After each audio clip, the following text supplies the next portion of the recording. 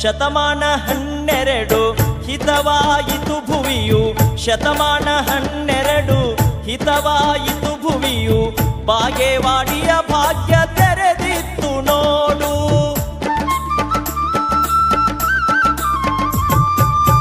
ಸೂರ್ಯನ ಬೆಳಕು ಹೊತ್ತೆ ಕಾರ್ಯಕ್ಕೆ ಸುಖವಾಯಿತೆ, ಸೂರ್ಯನ ಬೆಳಕು ಹೊತ್ತೆ ಕಾರ್ಯಕ್ಕೆ ಸುಖವಾಯಿತೆ, ಜಗವ ಬೆಳಗಿದೆ ಬಸವಣ್ಣ, ಜಗದ ಜ್ಯೋತಿಯೇ ಬಸವಣ್ಣ.